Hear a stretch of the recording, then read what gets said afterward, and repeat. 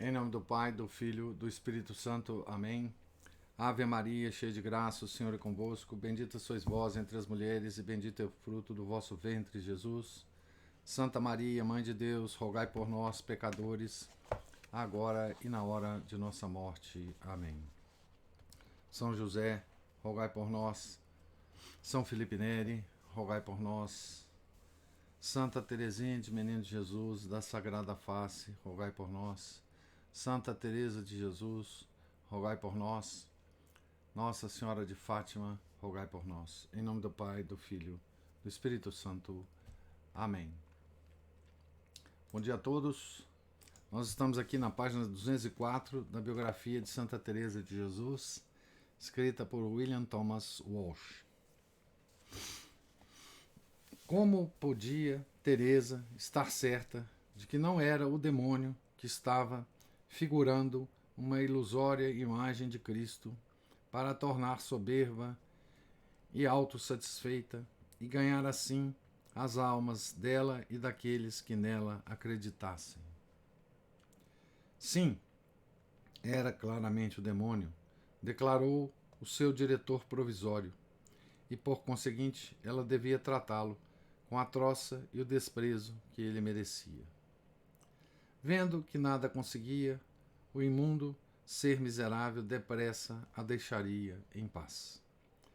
Fizesse-lhe ela alguns gestos de troça sempre que o inimigo se aproximasse, por mais amável que fosse a aparência dele.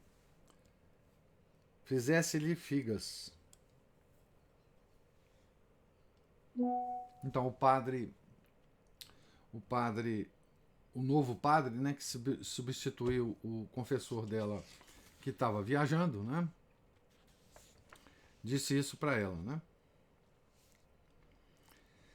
Era esse um gesto de desprezo, provavelmente de origem obscena, ignorada de Teresa, mas muito bem conhecida na Itália e na Península desde os tempos da antiga Roma, como proteção contra bruxedos, especialmente contra o mal-olhado. Fazer-lhe figa, né? Fazia-se introduzindo o polegar entre o indicador e o dedo médio. No Carmelo de Medina del Campo, mostra-se um desses amuletos como sendo as famosas figas que Teresa foi aconselhada a mostrar ao demônio. Alguns duvidam disso, mas a gente do tempo de Santa Teresa não acharia nada estranho que ela as usasse. Até mesmo na Inglaterra eram bem conhecidas. Abre aspas. Quando o pistol jaz por terra, exclama esta importante personagem da segunda parte de Henrique IV. Faz isso, e faz-me uma figa, como o espanhol fanfarrão. Fecha aspas. E no Henrique V diz ele a Fuelen, abre aspas, morre e vai para o inferno, e figas para a tua amizade, a figa de Espanha. Isso são peças do Shakespeare, né? Não havia nisto nada de humorístico para Teresa, quando tristemente se dispôs a seguir as instruções. Foi provavelmente a coisa mais difícil e repugnante que em toda a sua vida fez, esta tarefa de insultar o Senhor Deus, pois ela não duvidava, durante as visões, de que era Ele, por obediência ao Senhor Deus através de seu ministro. A obediência é a pedra angular de todas as virtudes. Por isso, Teresa se benzia, tomava água benta, segurava na mão um crucifixo e depois, com tremendo esforço de vontade, certamente muitas vezes com lágrimas e soluços, fazia o gesto de insulto à viva imagem de Cristo sofredor. Ela descreve esta penosa experiência com a sua habitual simplicidade franca. Abre aspas. Para mim, era isto grande sofrimento e coisa terrível, pois não podia deixar de crer que era Deus, e também não conseguira, como disse, desejar que me fossem tiradas aquelas graças, Contudo, fazia quanto me mandavam. Suplicava muito a Deus que me livrasse de ser enganada. Isso pedia sempre e com abundantes lágrimas. Recomendava-me a São Pedro e São Paulo, porque o Senhor me apareceu pela primeira vez no dia deles e me disse que me guardaria para que não fosse enganada. Via-os muitas vezes ao meu lado esquerdo, muito claramente, ainda que não por visão imaginária. Honrava esses gloriosos santos como meus particulares protetores.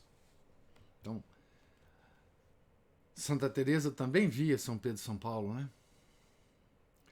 Isto de dar figas, quando em visão me aparecia o Senhor,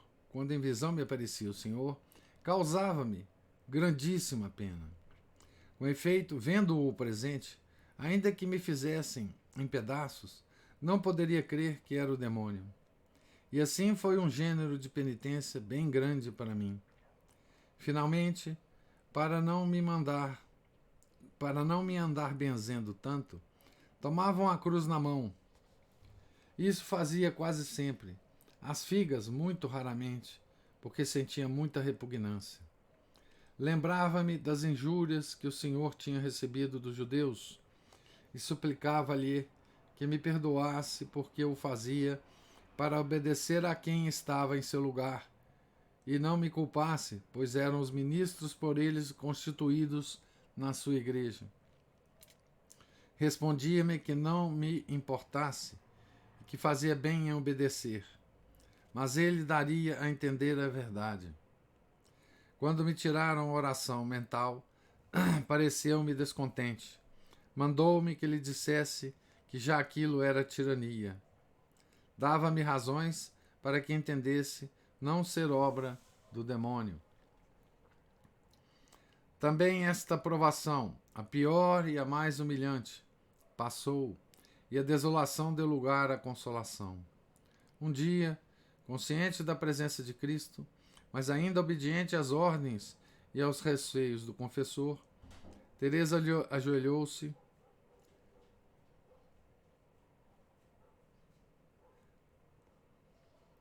segurando o grande crucifixo de ébano que pendia do rosário e erguendo-o, talvez num momento de último desespero, entre o seu corpo cansado e a aparição, de modo que o demônio, se na verdade estivesse por trás de tudo aquilo, fugisse do odiado sinal de contradição. Viu, então, a amável figura aproximar-se, em lugar de se afastar, e o próprio Senhor estendeu para ela uma mão indescritivelmente bela. Tomou-lhe o crucifixo, reteve-o por um momento e tornou a entregar-lhe. Quando me restituiu, estava formado por 4 grandes pedras, incomparavelmente mais preciosas do que diamantes. Não, diamantes também não. Um diamante pareceria pedra falsa e imperfeita ao lado dessa joia sobrenatural. Na cruz estavam lindamente representadas as 5 chagas. Disse-me o Senhor que, doravante, eu a veria assim. O que se verificou, pois não via mais a madeira de que era feita, senão as pedras. A não ser eu, porém, ninguém as percebia. Fecha aspas. A cruz de pedras preciosas de Teresa passou à posse da irmã Dona Joana de Arrumada, que a levou para Alba. Abre aspas. E então, acrescenta Ribeira, teve ela a sua guarda e muitas vezes me mostrou, e considerando-a como era seu dever, como um grande tesouro. Fecha aspas. Viu-a Ribeira é o biógrafo, né? O primeiro biógrafo, como uma vulgar cruz de ébano, semelhante àquelas que as monjas usam suspensas dos seus rosários. Quando a aplicaram nos olhos de Dona Madalena de Toledo, tia de Dom Francisco de Fonseca, senhor de Coca e Alaerros, fez suspender o progresso das cataratas e evitou a cegueira.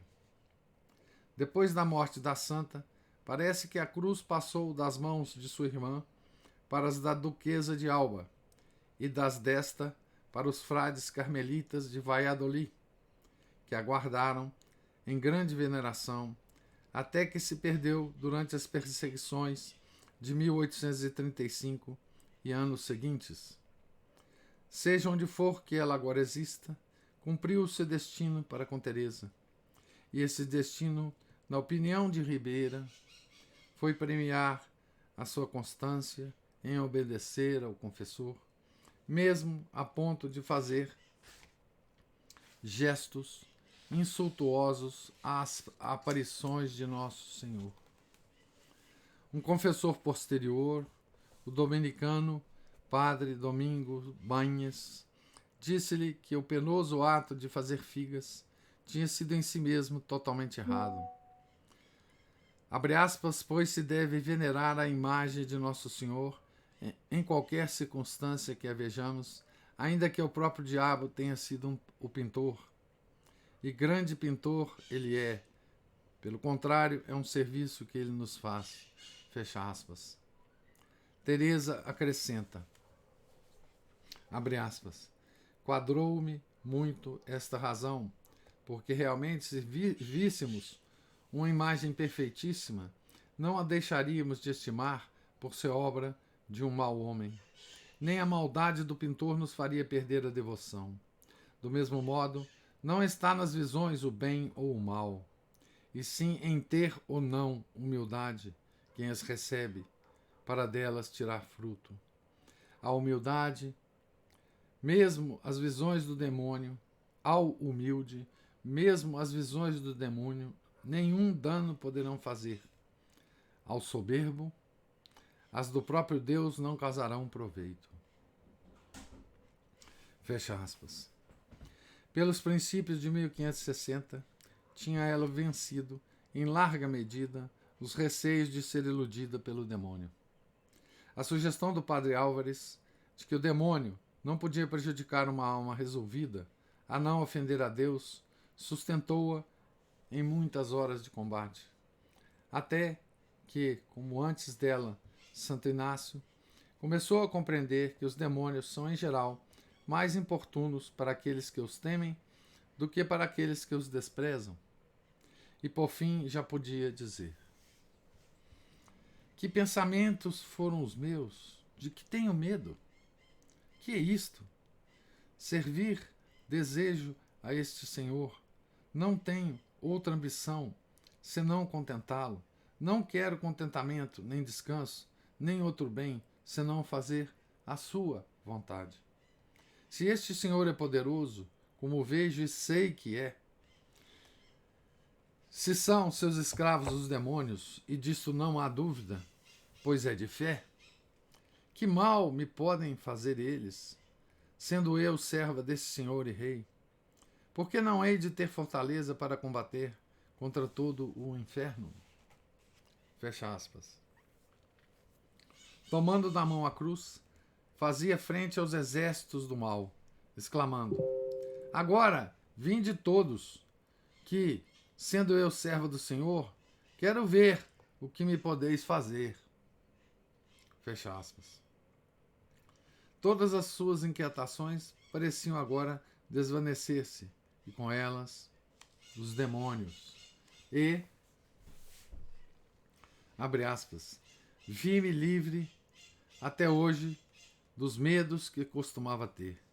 Depois, ainda os vi algumas vezes, como adiante direi, mas quase os não temia. Antes eram eles que pareciam temer-me. Ficou-me tal poderio contra todos, dádiva bem manifesta do Senhor, de quem são escravos, que não faço mais caso deles do que de moscas. São tão covardes, acho eu, que, vendo-se desprezados, perdem toda a força. Não sabem estes inimigos acometer de rijo, senão a quem se lhes rende abertamente, a não ser quando Deus, para maior bem dos seus servos, lhes permite que os tentem e aflijam. provera a sua majestade que temêssemos a quem havemos de temer e compreendêssemos que nos pode vir maior dano de um só pecado venial do que de todo o inferno junto, pois é a pura verdade. Se nos amedrontam os demônios, é porque nós mesmos queremos apavorar-nos com apegos às honras, bens e deleites. Juntam-se então a nós, porque também nós somos contrários, visto estarmos amando e querendo o que devemos aborrecer. E nos causam muito dano. Neste caso, somos nós que lhes pomos nas mãos as armas com que nos havíamos de defender, para que, na peleja, as virem contra nós. Esta é a grande lástima. Se, pelo contrário, tudo aborrecemos por Deus, nos abraçarmos com a cruz e tratarmos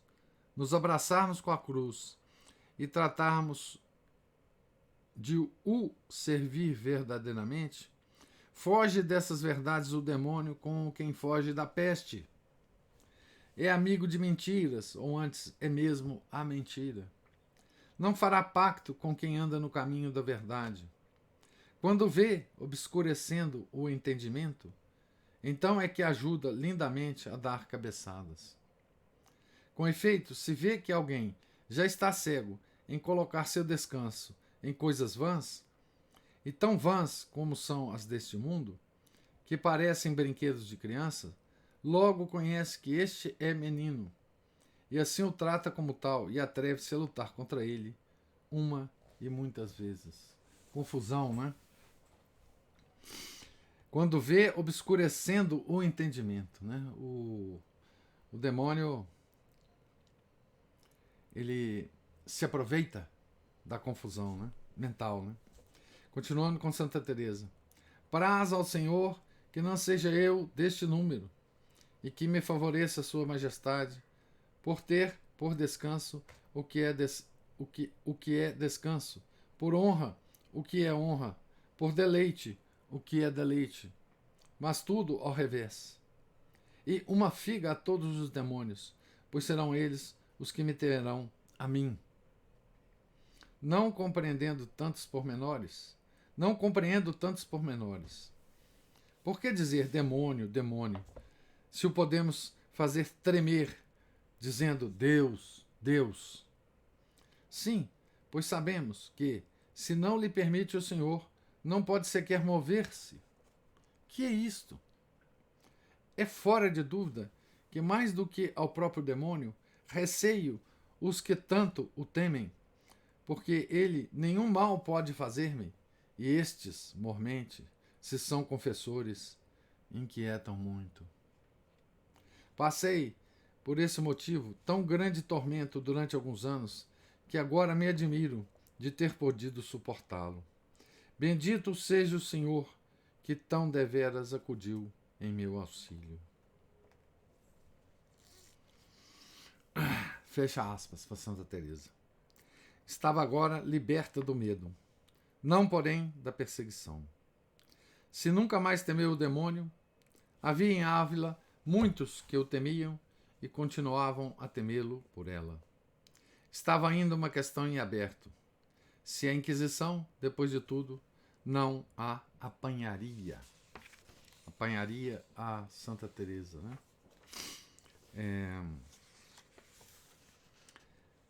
Então, aqui nós terminamos o capítulo. Eu queria fazer algumas observações. Se der tempo, eu começo o capítulo aqui, onde ela vai encontrar São Pedro de Alcântara, né? Então, a primeira coisa é que nós vemos aqui nessa leitura que o fator obediência, né,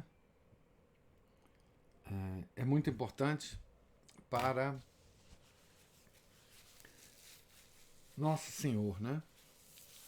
Obediência aos superiores, obediência ao confessor, né? Vocês vejam que a situação de Santa Teresa era muito clara, porque ela mesma, a partir de um certo ponto, ela não mais duvidava das visões que ela tinha, né? De Nosso Senhor, da sagrada humanidade de Nosso Senhor Jesus Cristo, né? Como ela própria coloca muito bem nos escritos dela, né?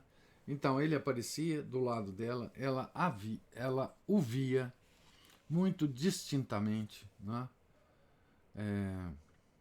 Embora algumas coisas ela não conseguisse avaliar, né? Uma coisa curiosa que ela contou, isso eu li eu acho que foi ontem que eu li, em algum momento, é que ela tentou avaliar o tamanho, a altura de Nosso Senhor, né? Pela visão que ela estava tendo da Sagrada Humanidade. E não lhe foi possível fazer isso. Então, era uma visão em que ela via claramente Nosso Senhor, mas algumas coisas ela não conseguia perceber, né? Então, ela já não tinha mais nenhuma dúvida, né? Mas o padre Álvares, que estava dirigindo, né?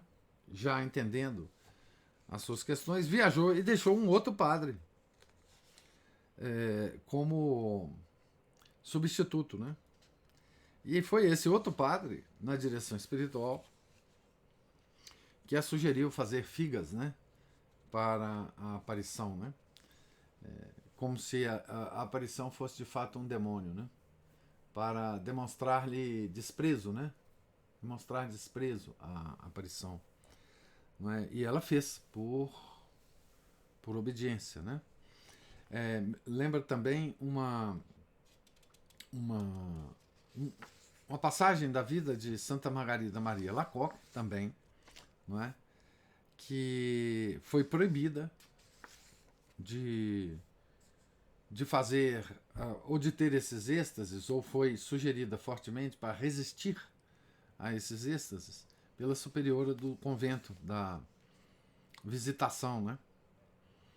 E ela com muito custo resistiu a essas visões, a esses êxtases, e depois Nosso Senhor diz para ela que ela fez bem, como disse aqui para Santa Teresa, né? Que ela fez bem em obedecer à superiora, não é?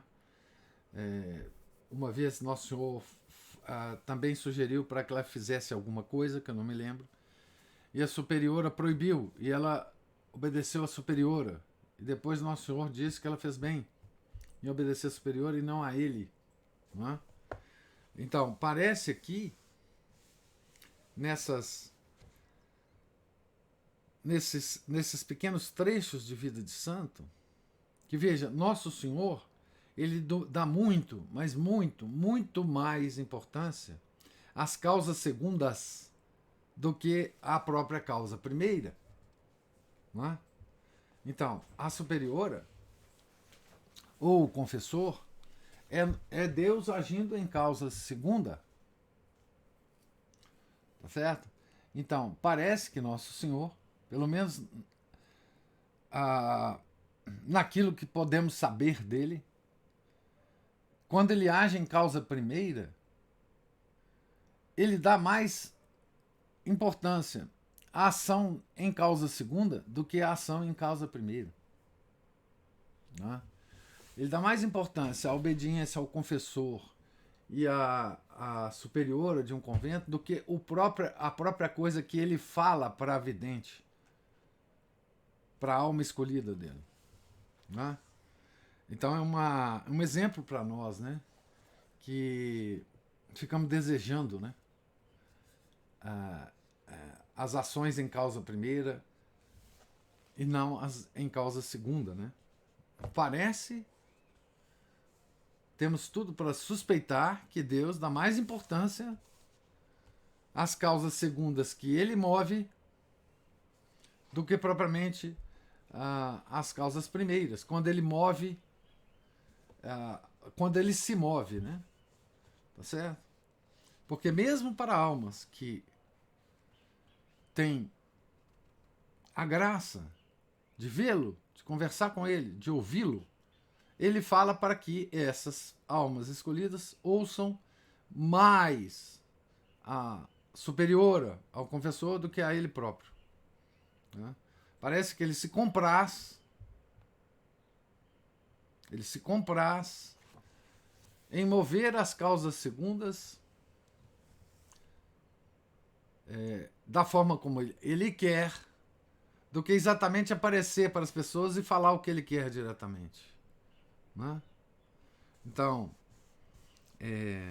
isso é uma coisa que a gente deve sempre estar atento, né? para essa característica que parece ter Deus ao gerenciar as coisas deste mundo. Não só as coisas naturais, que a gente sabe que ele faz, né? As coisas naturais ele gere desta forma, mas também com as nossas próprias vidas, com a nossa própria história da salvação. Ele parece dar mais importância, né?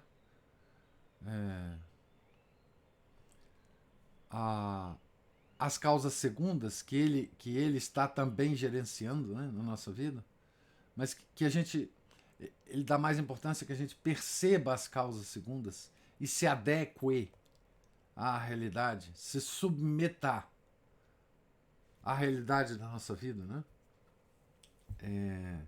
Esse é um aspecto importante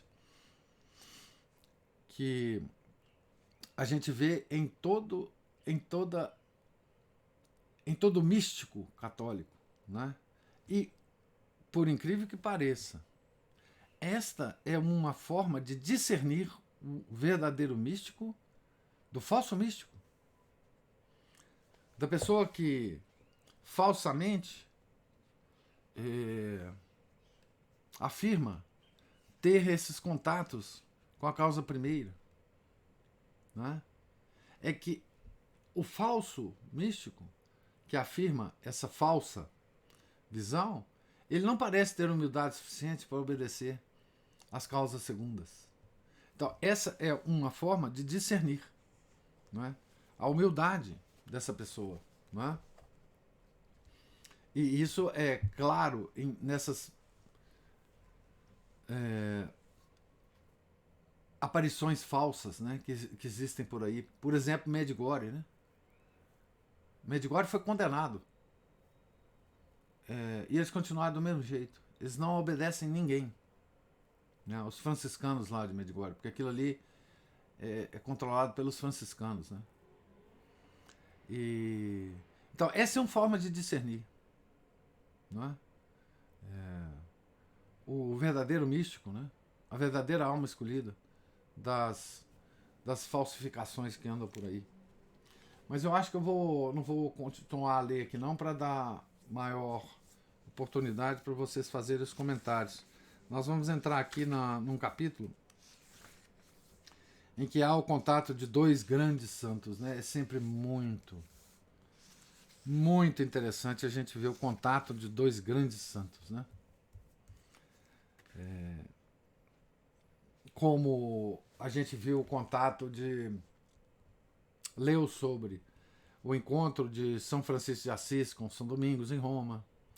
Não é? Como a gente sabe, por exemplo, dos contatos de São Felipe Neri com Santo Inácio, com São Camilo Leles, enfim. E agora nós vamos ver um contato aqui entre São Pedro de Alcântara e Santa Teresa de Jesus. Certo? Então eu gostaria de ouvir agora os comentários de vocês sobre a leitura de hoje. Oi, professor. Oi, Márcio. É interessante essa parte da obediência, né? A obediência, ele teve um autor que considerou a obediência é a humildade da vontade, né? Uhum. E a paz é aos homens de boa vontade, como diz lá, né? Glória lá, quando Jesus nasceu. Ou seja, essa paz com Deus é fruto disso. E é interessante também que, tanto que Santa Teresa, nesses trechinhos, né, que o autor cita dela, como ela dá lições práticas de como lidar com várias dificuldades e depois vários fenômenos, né, ligados essa vida de oração mental, a vida mística e o trato geral com essas dificuldades, né? Então isso eu achei muito interessante. Tinha uns negócios que eu ia comentar, acabei esquecendo. Eu tenho que anotar. Mas essencialmente era isso. Né? E outra coisa que, bom, já futuramente Santa Teresa se encontrar com São Pedro de Alcântara, agora me lembrei. Bom, e são sempre essas coisas, né? Ela vai ter que passar pelos professores mais e diretores mais simples, mais básicos, à medida. É igual uma escola, né? A gente passa pelo primário, vai, né, subindo de grau até chegar no curso superior. Então, como tudo na vida, né? Eu explico pro pessoal, o progresso na vida espiritual também é igual um videogame. Você não vai chegar a uma fase seguinte sem ter esgotado a fase anterior, né? Tem como. É. E... Puta, eu esqueci de novo o que eu ia falar. Era essa justamente a parte. Depois acho que se eu lembrar eu falo pro senhor. Para não fazer muita hora aqui. Bom, mas aí caso o senhor queira estender alguma coisa mais. Pois é, né, Márcio? A gente vê essas questões todas com a direção espiritual, né? De muitas almas escolhidas. É claro que esses casos que a gente lê são casos de pessoas extraordinárias, né? Não são pessoas como nós, né? Não são almas como as nossas, né? Mas a gente vê os relatos dos santos, o mal que um mau diretor espiritual pode fazer a uma dessas almas escolhidas, né? E a gente costuma reclamar muito hoje por falta de diretores espirituais, né? Mas eu fico pensando que talvez Deus, por alguma razão, esteja nos preservando desses maus diretores espirituais, né? Não nos dando nenhum, né? Porque uma coisa é certa, conhecendo como está a situação da igreja hoje,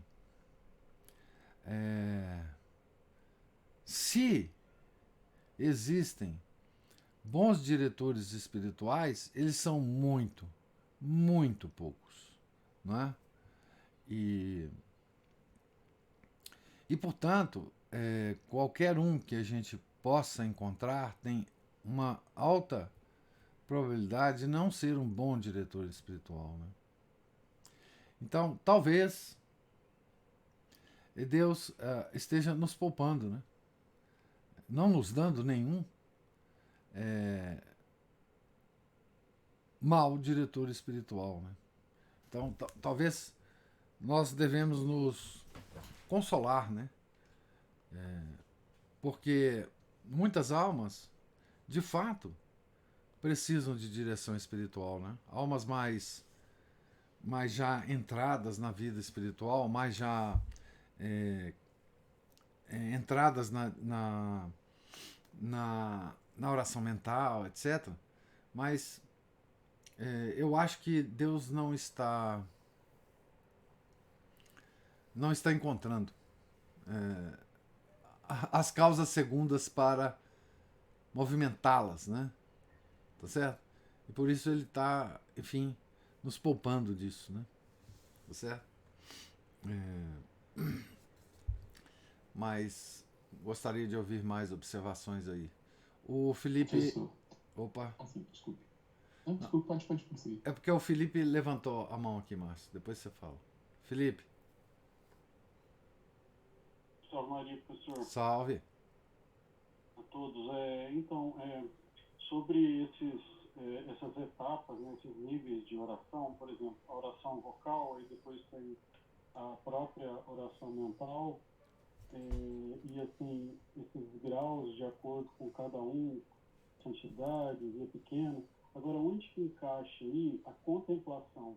A minha dúvida é, por exemplo, quando você entra nesse nível de contemplação, você já está tendo alguma contato com a causa primeira ou não? Assim, só dá uma ilustração para mim, professor. Contemplação. Bom, a contemplação A contemplação é uma das fases da oração mental, né? Você, na oração mental, Felipe, eu não sei o seu entendimento sobre isso. Na oração mental, a gente se coloca à disposição de Deus, né, para a operação das suas graças. Não é que ele também não é que ele vá agir em causa primeira na oração mental, não, né? Não é todo mundo que faz oração mental que começa a ver a sagrada humanidade do Nosso Senhor do lado dela, não. Isso é raríssimo, né? Então, na oração mental, o que você faz é se colocar à disposição de Nosso Senhor para um tipo de operação da graça dele que ele pode, então, usar para nós, para nos avançar, tá certo? Agora, a oração mental já é um tipo de, podemos dizer assim, contemplação, né? Tá certo? Você pode estar em oração mental, na adoração ao Santíssimo, né? Enfim, existe uma metodologia de oração mental que você faz, mas a metodologia ela é dispensável se você já tem a técnica da oração mental. Então você pode estar adorando o Santíssimo e estar em oração mental, né? Então, agora, quando a gente fala em oração, nós temos falado muito em oração mental aqui, né? Mas nós não devemos desprezar a oração vocal, tá certo? Eu vou observar aqui para vocês o seguinte, coisa curiosa. Em nenhuma das aparições importantes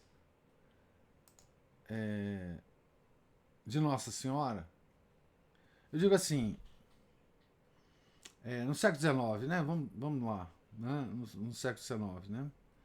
Em La Salette e Lourdes, e no século XX, em Fátima, Nossa Senhora nunca mencionou oração mental. Nunca. Aliás, em nenhuma das aparições, que eu saiba, Nossa Senhora sugere oração mental para nós. Por outro lado, Nossa Senhora está sempre sugerindo a oração vocal do rosário.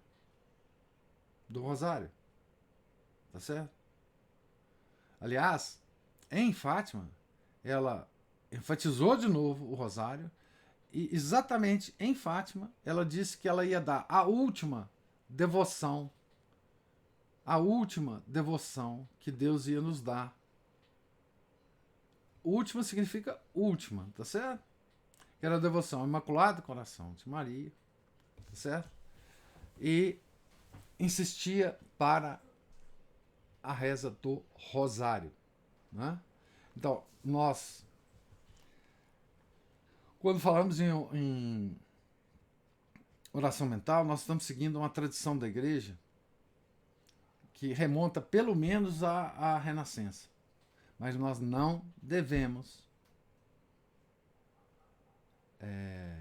desprezar a oração vocal, sobretudo a oração vocal que Nossa Senhora nos deu, que é a oração do rosário. A Igreja não despreza a oração vocal. A oração vocal da Igreja está no breviário. E ela é tão vocal que a Igreja proíbe que você transforme a oração do breviário em oração mental. Ela exige que você fale as palavras. Não precisa ser alto, não. Pode ser baixinho, como é a oração do rosário.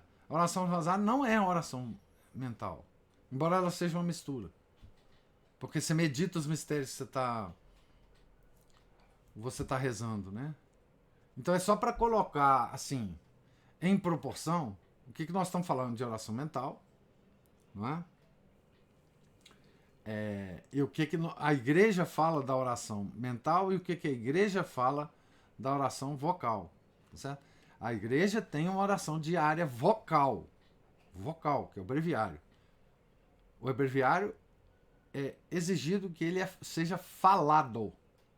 Não pode deixar de falar as palavras do breviário, né?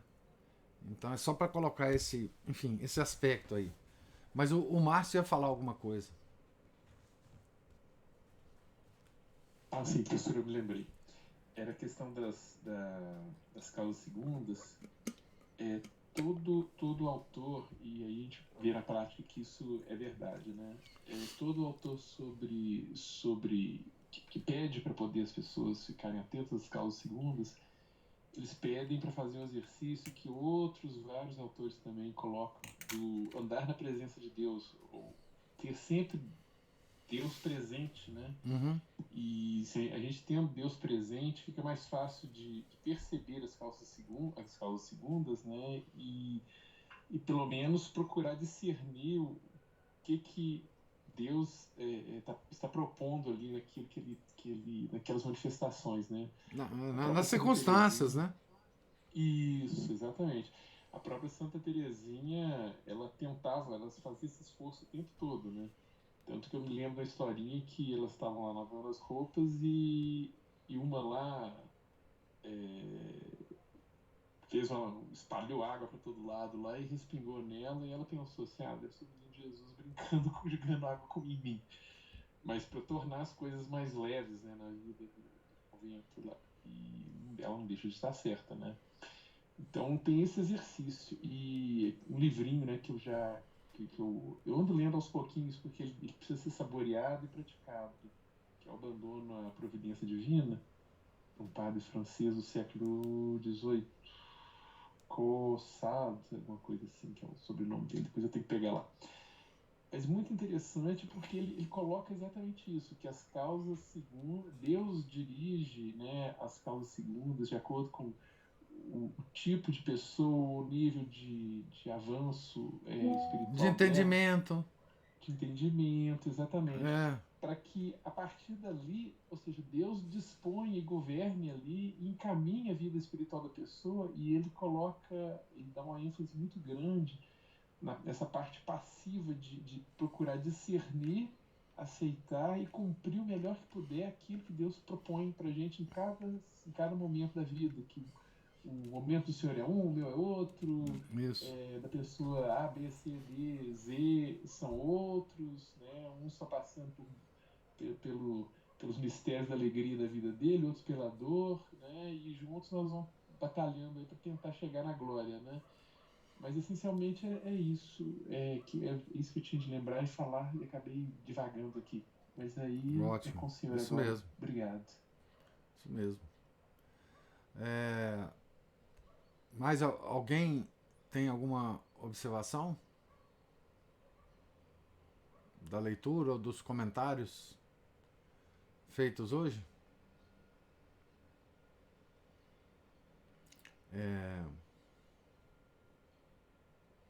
Felipe respondeu sim. Eu não sei se é porque ele tem mais comentário ou se é concordando.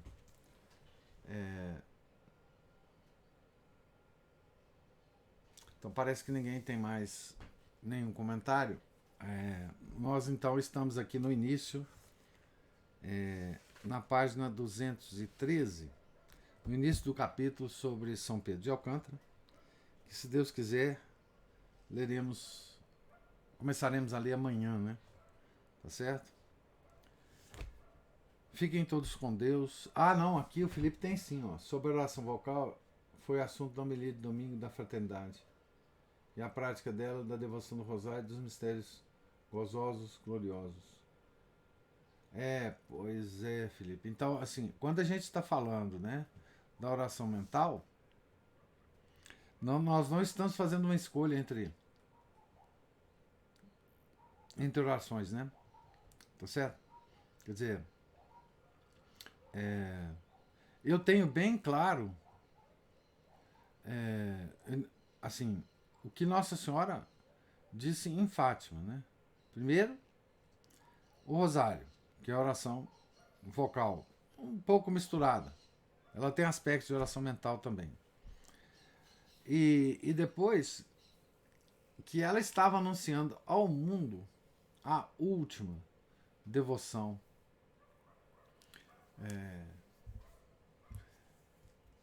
que Deus estava nos dando, né? Então, veja, Deus demorou a dar a devoção do Sagrado Coração de Jesus 16 séculos, não é? Essa devoção, quem a praticava eram muito poucas pessoas, e o apóstolo do Sagrado Coração de Jesus é São João, o discípulo muito amado, aquele que na Santa Ceia recostou a sua face no coração de Nosso Senhor, não é? Isso, para se tornar público, Nosso Senhor gastou 16 séculos, quase 17, né? Essa devoção foi revelada por Santa Margarida Maria Lacoque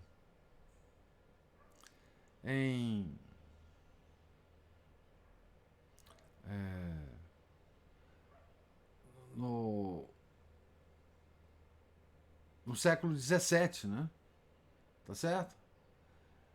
E no início do século XX, Nossa Senhora apareceu em Fátima e disse: essa é a última devoção, não tem mais outra, né?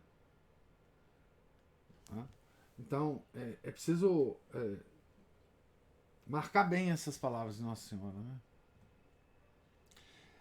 O Felipe está falando, e da importância do rosário na freada da decadência de nações como o México, etc. A situação estaria pior sem a devoção do rosário. Sim, olha, o rosário já fez tanto milagre. Essa devoção ao rosário, né? Tem um milagre da Áustria, por exemplo, né? Que a Alemanha não invadiu a Áustria na Segunda Guerra por causa de